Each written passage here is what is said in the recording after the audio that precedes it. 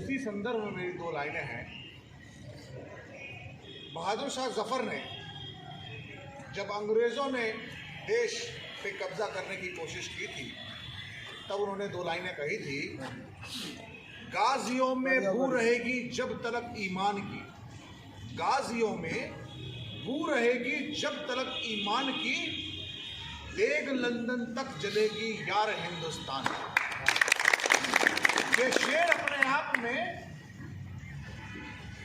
भाईचारे और अमन के साथ मुस्लिम समाज की उस मिसाल को कायम करता है जिन्होंने अंग्रेजों के आगे उस 70 साल के बुजुर्ग बहादुर शाह जफर मुस्लिम समाज के उस भाई ने, उस बुजुर्ग ने घुटने नहीं टेके और हिंदुस्तान की अस्मिता के लिए, देश की अस्मिता के लिए अपनी जान की बाजी लगाई। बात यहाँ तक नहीं रुकती, बात यहाँ भी आती है मिसाल की। अगर आपको याद हो तो ज़्यादा लंबा वक्त नहीं हुआ है, जैनुअल साहब जो अजमेर दरगाह शरीफ के सबसे बड़े व्यक्ति हैं, उन्होंने नवाज शरीफ जब इस हिंदुस्तान में आया तो उन्होंने ये कहकर मना कर दिया कि जिस पाकिस्तान के प्रधानमंत्री के हाथों पे हमारे हिंदू अब्दुल कलाम साहब हुए, अब्दुल हमीद साहब हुए, और आप सबने एक नाम और सुना होगा। मैं आपकी आत्माओं को, आपके हृदय को झकझोरना चाहता हूँ। आपको ये फक्र होना चाहिए कि हमारे पूर्वज कैसे थे। गौस साहब का नाम सुना होगा, सुना है किसी ने? गौस साहब रानी लक्ष्मीबाई के तोपची थे।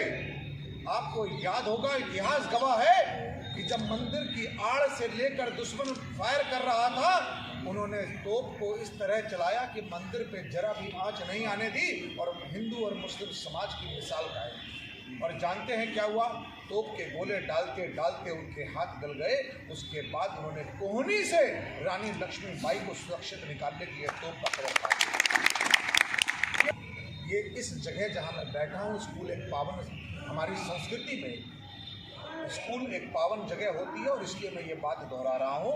तो मैं ये बताना चाहता हूँ आपको कि एक तरफ जब देश के लिए गंगा बह रही है, विकास की गंगा बह रही है यशस्वी प्रधानमंत्री नरेंद्र मोदी जी के, तो आपका इस धारा में मिलना जरूरी है। आपने इतिहास में इस बात को साबित किया है। शायद आप और हम कहीं भटक गए थे, हम और आप एक दिशा से अलग हो गए थे, लेकिन आज वो समय आ गया है उन्हें अपने इतिहास को करने का। और मुझे पूरा यकीन है कि जब आप नमाज पढ़ते हैं तो इस धरती सरजमी, इस माते हिंद को आप सर झुका के अपना माथा इस धरती पर नवाते हैं। आप जैसे, आपसे बड़ा कोई देशभक्त नहीं हो सकता जो 5 वक्त नमाज तो पढ़ता है लेकिन 25 बार से ज़्यादा इस धरती को प्रणाम करता है, सजदा करता है। ये आपकी ज़्यादा वक्त नहीं लूँगा। आप सबसे बस इतनी गुजारिश करूँगा कि लोकसभा का चुनाव 7 तारीख को मतदान है। भाई दुर्विजय सिंह साख जी को कमल के आगे वाला बटन दबाकर इसी बहादुरी का, विश्वास का, अमन का, शांति का प्रतीक देंगे और इसी ईमान का प्रतीक देंगे। जय हिंद, जय भारत। फराज साहब, हमारे मंडल अध्यक्ष पीयूष जी, महामंत्री श्रीमान आदर्श जी, भाजपा के युवा नेता नमित गुप्ता जी, विजय गुप्ता जी, राधेश्याम गुप्ता जी, अनूप पटेल जी और अल्पसंख्यक मोर्चे के हमारे सभी अधिकारीगण, पदाधिकारीगण, बंधुओं और हमारे बहुत ही शानदार पत्रकार छोटे भाई तारे, प्रधान असद जी, मेजर साहब को आपने सुना और सुनने के बाद आपने महसूस किया होगा यार हम तो एक हैं और एक हैं। आपके पुरखे इसी देश के और हमारा आपका खून भी एक है जी।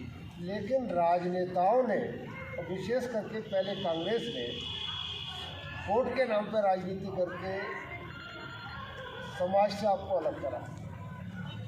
उसके बाद में रही सही कसर पूरी कर दी बुराई से। लेकिन परिस्थितियां बदली। 2014 में देश में एक ऐसा राष्ट्र नायक पैदा हुआ और देश में ऐसा आदमी ने नेतृत्व संभाला जिसे नरेंद्र भाई मोदी कहते हैं। लोगों ने बड़ा खौफ बैठाला कि मोदी जी आ गए तो ये हो जाएगा, मोदी जी आ गए तो ये हो जाएगा। लेकिन हाँ, मोदी जी आए तो क्या हुआ, वो मोदी जी आए उनके घर में चूल्हा जला और चूल्हा हट के उसी में गैस आ गई। कोई गरीब अब हिंदुस्तान में ऐसा नहीं जो भूखा सोता हो। सबको राशन मिला, गैस का चूल्हा मिला, मकान मिला। मोदी जी ने वाकई में देश से गरीबी हटाने के लिए काम किए। दो ताकतें हैं इस समय। एक ताकत है जो राष्ट्रवादी है, जो चिंता कर रही है देश की। दूसरी ताकत है जो परिवारों की चिंता कर रही है। मैं भाई असद के गांव में था, मैंने वहाँ भी बताया कि जब समाजवादी सिपाही बने, दरोगा बने, तहसीलदार बने, सब बने ज़्यादातर सफाई का रेटा और इटाबाद। वोट वो कहाँ से लेने आ जाते? बदायूं से। उनकी कोई यहाँ नाल तो गड़ा नहीं है, ना मुलायम सिंह का गड़ा था, ना अखिलेश का गड़ा है, ना शिवपाल का गड़ा है। और वो हमारे यहाँ से वोट लेते भी चले गए, वो कामयाब रहे। मुसलमानों की भाइयों, बड़ा मुझे कहने में दुख भी होता है, सबसे बुरी स्थिति रही। मुसलमानों को समाजवादी ने सोच लिया ये तो हमारे ही है, जाएंगे कहा, वोट हमारा है, ये तो टप्पा है हमारा। और भाजपा बेचारी आपसे दूरी इसलिए बना गई, उन्होंने सोचा ये हमें मिलेंगे। कई बार ऐसा देखा गया है, चुनाव से एक रात पहले जो ऐसा बदलाव आ जाता है, पता नहीं क्या हो जाता है कि मुस्लिम भाइयों का वोट हमसे दूर हो जाता है। लेकिन अब भाजपा ने ये संदेश दिया कि हर मुस्लिम भाई को कांटेक्ट करा जाए, हर भाइयों को जोड़ा जाए। तो उस कड़ी में हमारे यहाँ जो असद प्रधान है, इन्होंने भाजपा ज्वाइन करी और चौड़े में ज्वाइन करी। समाजवादियों की हिम्मत नहीं पड़ रही है इनके हम मीटिंग करने की। हम जमरपुरा गांव में मीटिंग करने की हिम्मत नहीं पड़ रही है उनकी, क्योंकि उन्हें पता है अब ये राष्ट्र से जुड़ गए, भाजपा से जुड़ गए। उसी तरह से भाजपुर में गए थे हम लोग, कहाँ गए थे, भाजपुर गांव में गए। वहाँ पर बड़े मौलाना लोग आए और उन्होंने सबने कहा कि हम बिल्कुल ईमान से कह रहे हैं इस बार हम भाजपा को लड़ाएंगे। क्योंकि मुसलमान भाई भी ये समझ चुके हैं उनका वोट अब बेकार जा रहा है, तो वो भी ये वो समाज की धारा में जुड़ना चाहते हैं। समाज का जो भाई जब भाजपा परहेज नहीं कर रही, आवाज़ दिए जा रहे हैं फराज साहब, उसमें ये नहीं देखा जा रहा है हिंदू कौन मुसलमान कौन, शौचालय दिए जा रहे हैं नहीं देखा जा रहा है हिंदू कौन मुसलमान कौन, गैस दी जा रही है हिंदू कौन मुसलमान कौन, किसान निधि दी जा रही है हिंदू कौन मुसलमान कौन, कोई देख रहा है क्या? कोई नहीं। लेकिन अब मैं देख रहा हूँ, मैं पिछले दिनों 3 दिन मुजफ्फरनगर में था चुनाव में। मुजफ्फरनगर में भी कम से कम 30% मुसलमान वोट इस बार भाजपा को पड़ रहा है। बड़े बड़े मौलाना वहाँ पे तकरीरें कर रहे हैं कि हमें वोट अब जो है देश के साथ जुड़ना है, भाजपा को वोट देना है।